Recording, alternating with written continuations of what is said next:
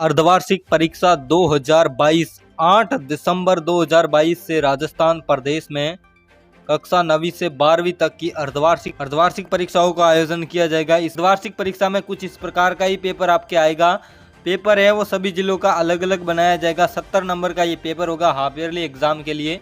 8 दिसंबर से आपकी अर्धवार्षिक परीक्षाओं का आयोजन किया जाएगा राजस्थान प्रदेश में। हर डिस्ट्रिक्ट वाइज अलग अलग इनका टाइम टेबल जारी किया जाएगा। अर्धवार्षिक परीक्षाओं का 9वीं से 12वीं तक की अर्धवार्षिक परीक्षाओं का आयोजन 8 दिसंबर से होगा। तो आज की इस वीडियो में हम जानेंगे कक्षा 11 की अर्धवार्षिक परीक्षा का मॉडल प्रश्न पत्र जानेंगे जो 2022-23 की अर्धवार्षिक परीक्षा में आने की पूरी संभावना है। इसमें से बहुत सारे प्रश्न हैं वो आपको कक्षा 11 की अर्धवार्षिक परीक्षा हिंदी अनिवार्य में आपको देखने को मिलेंगे। आपका हिंदी अनिवार्य का पेपर है वो 70 नंबर का होगा।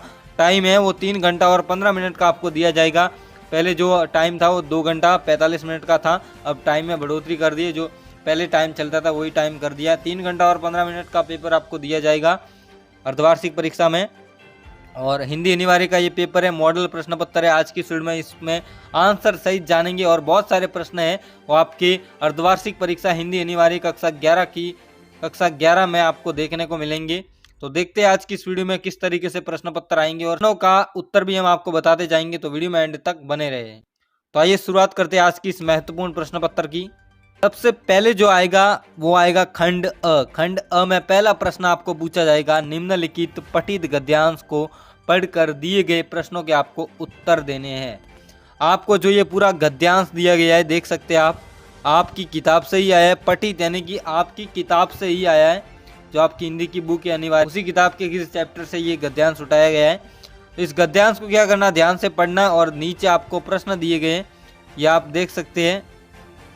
5 क्वेश्चंस दिए गए प्रश्न, इन प्रश्नों के उत्तर आपको इसी गद्यांश में मिलेंगे। अब देखिए, पहले आपको पता लगाना है कि ये गद्यांश हमारी पाठ्य पुस्तक में कौन से चैप्टर से है, चैप्टर का नाम क्या है और उस चैप्टर का राइटर यानी लेखक का नाम क्या है। तो ये आपको पता होना जरूरी है। जैसे इस गद्यांश को पढ़ेंगे तो आपको पता लग जाएगा, आपने चैप्टर पढ़ा होगा किस चैप्टर से और इसका लेखक कौन है। इसमें पहला प्रश्न पूछा है कि उपरोक्त गद्यांश किस पाठ्य पुस्तक से उद्धृत है और इसके लेखक का क्या नाम है। तो पहला प्रश्न तो यही आ गया कि इस पाठ्य पुस्तक कौन सी है, हिंदी अनिवार्य। इस पाठ्य पुस्तक कक्षा 11 की हिंदी अनिवार्य पाठ्य पुस्तक का आपको नाम बता देना है और इसके लेखक का नाम बता देना है। तो सर आप देख सकते हैं, भारत में किस राजकुमार के गीत गाए जाते हैं, तो इसमें आप ढूंढेंगे तो मिल जाएगा। उसका आंसर शॉर्ट में जो पहली लाइन में आपको दिखाई दे रहा है, माय लॉर्ड जिस प्रजा में ऐसे राजकुमार का गीत गाया जाता था। तो इस पहला लाइन में आपका इसका आंसर मिल जाएगा। फिर थर्ड क्वेश्चन है, लॉर्ड कर्जन ने अपने शासनकाल में भारत के साथ कैसा व्यवहार किया था। तो इन सभी प्रश्नों के आंसर इसी गद्यांश में आपको मिल जाएंगे। आप ध्यान से पढ़ेंगे सभी के आंसर मिल जाएंगे। नेक्स्ट प्रश्न है कि देखा कि लॉर्ड कर्जन के जाते जाते उनसे भारत के बारे में क्या सुनना चाहता था। तो वो भी आप बता सकते हैं। भारतीयों ने लॉर्ड कर्जन के साथ कैसा व्यवहार किया था, तो वो आप बता सकते हैं। इस तरीके से ये टोटल 5 नंबर का प्रश्न आपके आएगा। फिर सेकंड नंबर प्रश्न आपके काव्यांश का आएगा। काव्यांश की आपको प्रसंग सहित व्याख्या करनी है। निम्नलिखित काव्यांश के संदर्भ और प्रसंग सहित आपको एक व्याख्या करनी है। काव्यांश दिया गया है, घर की घर में 4 भाई, मायके में बहन आई बाप के घर, हाय रे परिताप के घर की घर सबसे जुड़े, सबकी इतने कब जुड़े, 4 भाई 4 बहन, बुआ भाई प्यारे बहन। तो इस तरीके से ये आपको काव्यांश पूछा गया है। इसके अथवा में भी है, तो दोनों में से किसी एक की आप सप्रसंग व्याख्या कर सकते हैं। सप्रसंग व्याख्या आपको बिल्कुल सिंपल है। संदर्भ में आपको लिखना ये काव्यांश किस चैप्टर से है, इसका लेखक कौन है, इसका लेखक क्या है, इसका कवि कौन है, तो वो आप देख सकते हैं। कवि लिखकर आप इसके बारे में व्याख्या कर सकते हैं। फिर नेक्स्ट आपके खंड ब आएगा। खंड ब में जो आपको क्वेश्चन पूछे जाएंगे, देखिए 5 नंबर का ये आएगा ब। तो इसमें आपको निबंध पूछा जाएगा। 300 शब्दों में आपको निबंध लिखना है, जिसमें पहला है कि मोबाइल फ़ोन वरदान या अभिशाप। मोबाइल फ़ोन वरदान या अभिशाप, ये इम्पोर्टेंट है। ये आज की जर्नी में देखें तो मोबाइल फ़ोन वरदान है या अभिशाप। तो इसके बारे में आपको 5 नंबर का निबंध पूछा जाएगा। विद्यार्थी जीवन में अनुशासन, विद्यार्थी के जीवन में अनुशासन का क्या महत्व है वो भी आपको बताना है। फिर कन्या भ्रूण हत्या लिंगानुपात की समस्या को लेकर ये एक पूछा जाएगा, कन्या भ्रूण हत्या का।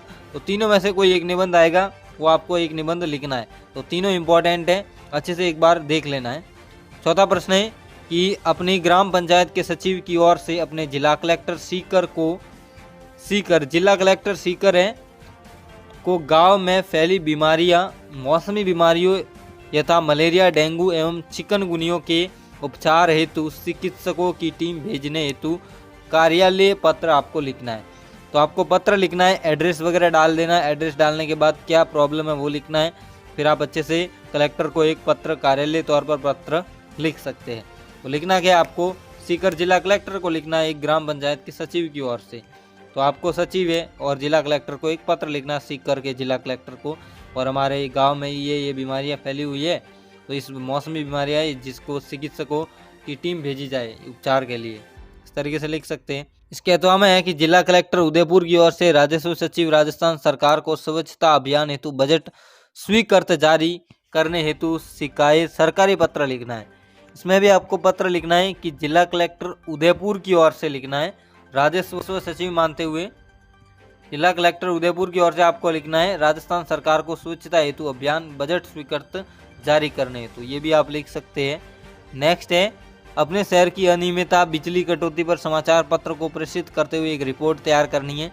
तो आप रिपोर्ट तैयार कर सकते हैं जिसमें शहर की अनियमितता बिजली में कटौती की जा रही है, उस समाचार पत्र को प्रेषित करते हुए आपको एक रिपोर्ट है वो लिखनी है। तो 4 नंबर की रिपोर्ट है, 4 नंबर का आपके पत्र है और 5 नंबर का आपके निबंध है। तो इस तरीके से आप ये कर सकते हैं।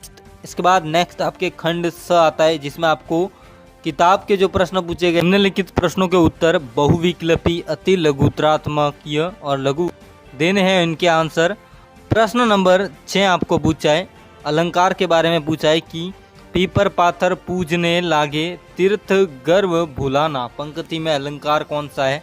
तो इस पंक्ति में आपका अलंकार रहेगा, देखिए ऑप्शन दिया यमक अलंकार, अनुप्रास अलंकार, रूपक अलंकार और उपमा अलंकार।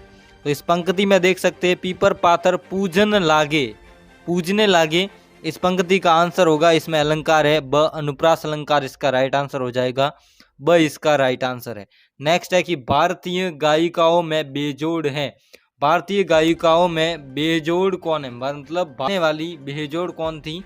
तो उसमें आपको देखिए नाम दिया गया कि दीनानाथ मंगेशकर, नूरजहां, लता मंगेशकर, विलायत खान। तो इसका राइट आंसर आपके स रहेगा, लता मंगेशकर है वो गायिकाओं में बेजोड़ है, ऑप्शन नंबर स इसका राइट आंसर हो जाएगा। गलता लोहा कहानी में स्कूल का मॉनिटर कौन था। गलता लोहा जो कहानी है इसमें शिक्षक ने मॉनिटर बनाया था, उस मॉनिटर का नाम क्या था, रमेश, धनाराम, त्रिलोक सिंह या मोहन। इसका राइट आंसर आपके द होगा क्योंकि मोहन को है वो शिक्षक ने मॉनिटर बनाया हुआ था इस पाठ के अनुसार। नेक्स्ट 9 नंबर प्रश्न पूछा है कि स्पति क्षेत्र स्थित है, स्पति क्षेत्र है वो स्थित है, कहाँ स्थित है। तो उसका आंसर होगा, देखिए ये देखिए इसमें ऑप्शन दिया है कि मध्य प्रदेश, पंजाब, हिमाचल प्रदेश और बिहार। तो ये स्पति क्षेत्र है वो घाटियों में स्थित है, यानी कि हिमाचल प्रदेश में स्थित है। हिमाचल प्रदेश की सुनहरी घाटियों में स्पति का प्रदेश स्थित है, क्षेत्र है। तो इसका ऑप्शन है वो स राइट आंसर हो जाएगा, हिमाचल प्रदेश। आपको पूछा है कि लॉर्ड कर्जन भारत में ब्रिटिश सत्ता का वायसराय था, तो कब से कब तक ये वायसराय था उनका।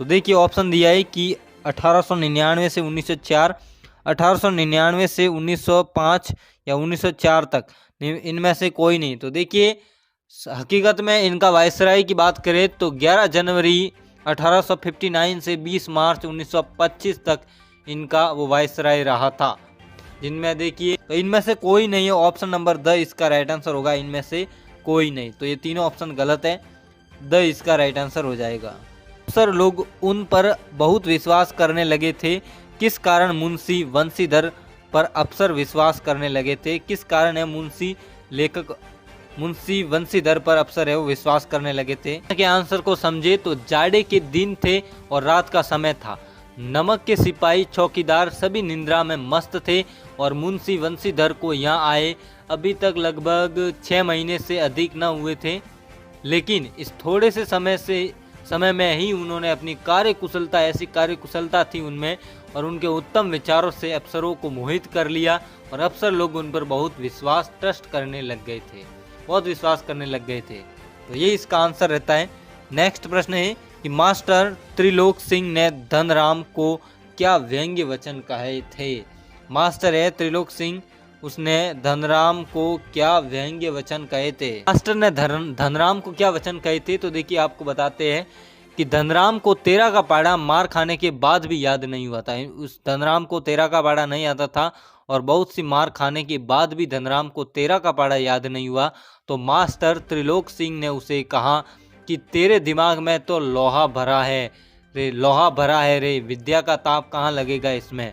अब इस कथन से उन्होंने धनराम को कोमल दिल में ऐसी चोट कि ये बात उसके दिल में भर गई थी। तो उसके दिल में ये बात भर गई थी कि तेरे दिमाग में तो लोहा भरा है रे, इसमें विद्या का ताप कहाँ लगेगा। तो यही व्यंग्य वचन कहे थे मास्टर ने। नेक्स्ट है कि स्पति में कितनी ऋतुएं होती है। ऐसे तो स्पति में मुख्य तौर से 2 ऋतुएं होती है। देखिए स्पति में 2 ऋतुएं होती है, वसंत और शीत ऋतु। वसंत ऋतु और शीत ऋतु या जून से सितंबर तक की एक अल्पकालीन वसंत ऋतु, शेष वर्ष में शीत ऋतु होती है। वसंत में जुलाई में औसत तापमान 15 डिग्री सेंटीग्रेड और शीत में जनवरी में औसत तापमान 8 डिग्री सेंटीग्रेड तक दर्ज किया जाता है। मुख्य तौर से 2 ऋतुएं होती है इसमें। नेक्स्ट है कि जेल में कवि भवानी प्रसाद मिश्र को सबसे अधिक किसकी याद आती थी और क्यों आती। तो देखिए इस प्रश्न के आंसर की बात करें तो कवि के पिता गीता पाठ व व्यायाम करके नीचे आए होंगे तो उन्होंने अपने छोटे पुत्र भवानी की याद आई होगी। वह उस समय जेल में था और इसका वियोग के कारण उनकी आंखों में पानी आ गया होगा। कवि ने बताया कि उसके 4 भाई व बहन हैं जो इकट्ठे रहते थे, तो मतलब वो जेल में था तो उनकी याद आई थी इस तरीके से। उजड़ गए जो सूख की खेती, इसका क्या आशय है। उजड़ गए जो सूख की खेती, इस कथन का क्या आशय है, इसको स्पष्ट करना आप बुक में देखकर इसको अच्छी तरीके से आशय को स्पष्ट कर सकते हैं। नेक्स्ट है पथिक का मन कहाँ विचरना चाहता था। पथिक का मन है वो कहाँ विचरना चाहता था। देखिए पथिक की बात करें तो पथिक का मन कहाँ विचरना चाहता था। पथिक के मन की बात करें तो इनका मन बहुत अच्छा था। इनका मन की बात करें तो मन कहीं जगह पे विचरना चाहता था। बादलों में बैठकर नीले गगन और लहरों पर बैठकर समुद्र का कोना कोना विचरना चाहता था पथिक का मन। इस तरीके से इस प्रश्न के आंसर को देख लिया है हमने। प्रश्न है कि मियां नसीरुद्दीन अध्याय के लेखिका का नाम बताना है। इन पाठ की लेखिका कौन थी। पाठ की लेखिका का नाम है कृष्णा सोबती। आंसर रहेगा इसका कृष्णा सोबती इस पाठ की लेखिका है। मियां नसीरुद्दीन नामक पाठ की लेखिका कृष्णा सोबती है। नेक्स्ट है शिव शंभू के चिट्टे व्यंग रचना के लेखक का नाम बताना है। तो शिव शंभू के चिट्टे व्यंग रचना के लेखक का नाम बताए तो इनके लेखक का नाम है बाल मुकुंद गुप्त। इनके रचना के लेखक का नाम है। जैसे नेक्स्ट है कि गलता लोहा कहानी के उद्देश्य को स्पष्ट करना है। तो इस तरीके से आप इसके कहानी को स्पष्ट कर सकते हैं। जो आपने पाठ पढ़ा है उस तरह की इसकी उद्देश्य क्या क्या है वो कहानी को स्पष्ट कर सकते हैं। 2 नंबर का ये प्रश्न है, आप अच्छे से स्पष्ट कर देना है। नेक्स्ट है कुई का मुंह छोटा क्यों रखा जाता है। लिखिए इसके बारे में लिखना है कि कुई का मुंह है वो छोटा क्यों रखा जाता है। काम करते हुए बेबी हालदार ने पढ़ना लिखना कैसे शुरू किया था उसके बारे में आपको बताना है। नेक्स्ट है कि श्री कृष्ण के प्रति मीरा की अटूट कृष्ण भक्ति को आपको समझाना है। मीरा की कृष्ण भक्ति की अटूट जो कृष्ण भक्ति थी उसको आपको विस्तार पूर्वक समझाना है।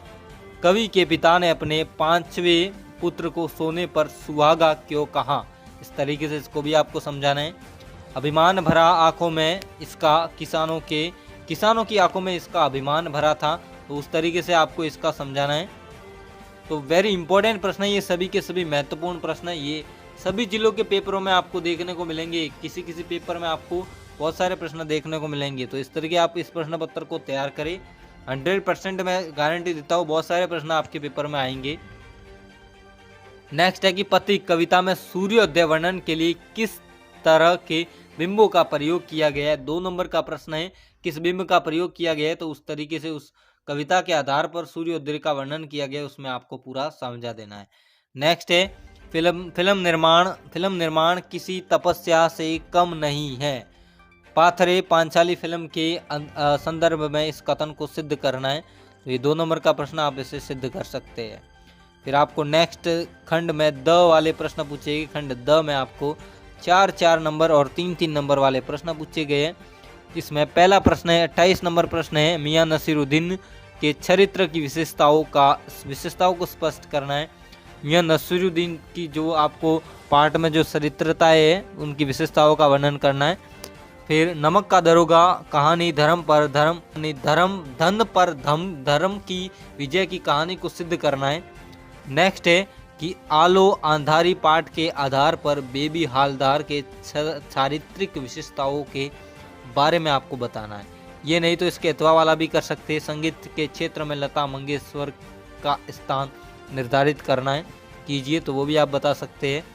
नेक्स्ट आपको पूछा है कि कवि भवानी प्रसाद मिश्र अथवा भक्तिमती मीरा का जीवन परिचय आपको देना है। और इसके बाद पूछा है कि लेखक सत्यजीत राय और मुंशी प्रेमचंद का जीवन कृतित्व आपको लिखना है, उनके क्या क्या कृतित्व थे वो आपको लिखना है। तो 3 नंबर का ये प्रश्न है। दोनों प्रश्न इंपॉर्टेंट है, इसमें मीरा भी इंपॉर्टेंट है, भवानी प्रसाद मिश्र इंपॉर्टेंट है, सत्यजीत राय और मुंशी प्रेमचंद ये सभी इंपॉर्टेंट है। तो ये आपका प्रश्न पत्र था, ये वेरी इंपॉर्टेंट प्रश्न पत्र है जो हमने आपको समझा दिया। इस प्रश्न पत्र की आपको पीडीएफ चाहिए तो पीडीएफ भी आपको मिल जाएगी, हमारे टेलीग्राम चैनल पर जाकर इसे प्राप्त कर सकते हैं।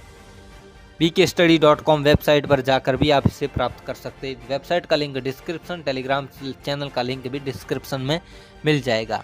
तो आज की वीडियो में इतना ही, और भी हम आपके लिए ऐसे ही इंपॉर्टेंट पेपर लेकर आते रहेंगे। वीडियो पसंद आए वीडियो को लाइक करें और वीडियो को अपने दोस्तों के साथ शेयर करें। ऐसी सारी नॉलेजेबल वीडियो प्राप्त करने के लिए हमारे चैनल को सब्सक्राइब करके बेल आइकन को प्रेस कर दीजिए। मिलते हैं किसी नए वीडियो में, तब तक के लिए जय हिंद, वंदे मातरम।